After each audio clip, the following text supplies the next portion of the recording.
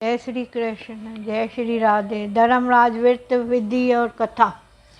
सूर्य भगवान के उत्तरायण में जाते ही जो महापुण्यवर्ती मकर संक्रांत आती है, उस दिन से धर्मराज का व्रत शुरू किया जाता है। सभी संक्रांतों को यह व्रत किया जाता है। इस प्रकार पूरे वर्ष भर मेरी कथा सुने और पूजा करें, इसमें कभी नागा नहीं है।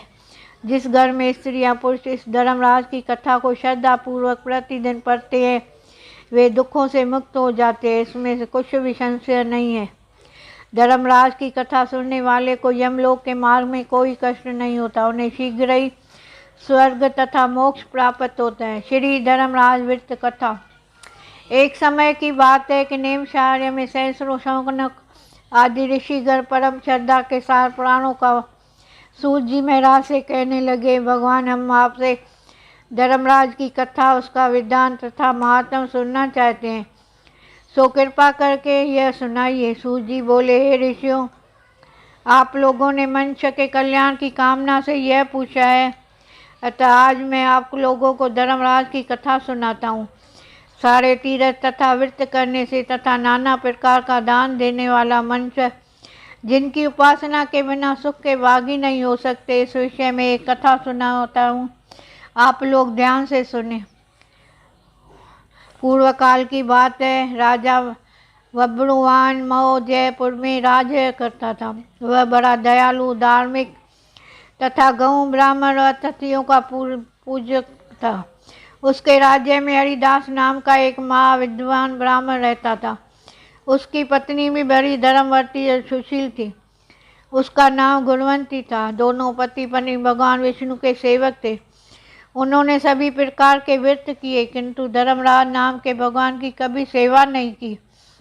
बड़ी श्रद्धा के साथ वे गणेश जी की, चंद्रमा जी की, हरिताल का व्रत की, एकादशी आदि सभी व्रतों का पालन करते एवं अतिथि सत्कार भी करते थे। इस प्रकार धर्मपरायण ब्राह्मण दंपति वृद्ध अवस्था को प्राप्त हुए।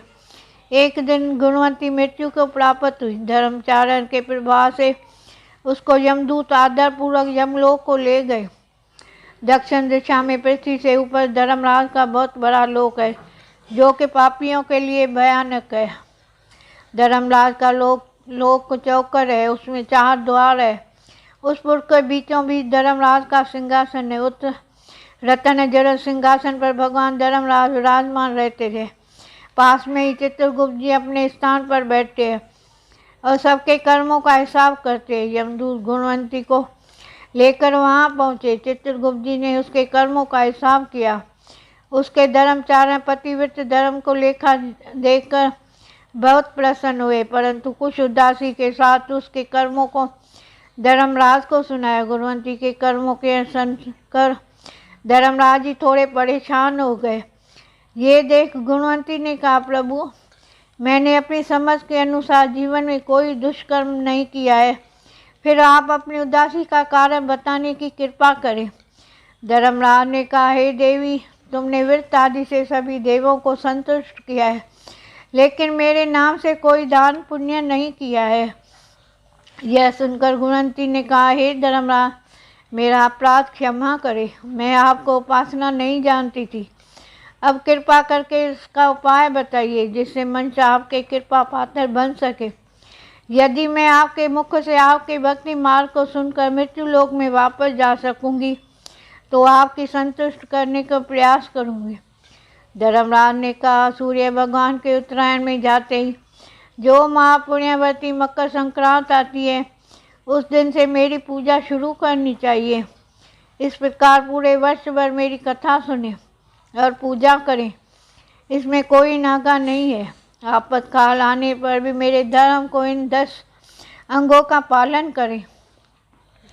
गृहस्थी तथा लाभ, संतोष, क्षमा, यम, नियम द्वारा मन को वश में करना, किसी की वस्तु को नहीं चुराना, मन में पर स्त्रियों का, पर पुरुषों का बचना, यानी मन शुद्धि और शारीरिक शुद्धि, इंद्रियों को वश में रखना, बुद्धि की पवित्रता यानी मन में बुरे विचार न आना, शास्त्र विद्या का स्वाध्याय यानी पूजा पाठ, कथा श्रवण या व्रत रखना, तथा अनुसार दान पुण्य करना, सत्य बोलना, सत्यता का व्यवहार करना, क्रोध न करता, ये धर्म के 10 लक्षण हैं। और मेरी कथा को नियम से सुनता या सुनाता रहे, यथाशक्ति दान पुण्य परोपकार का कोई कार्य करता रहे। वर्ष बाद जब मकर संक्रांत आवे तो इस व्रत को उद्यापन कर दे।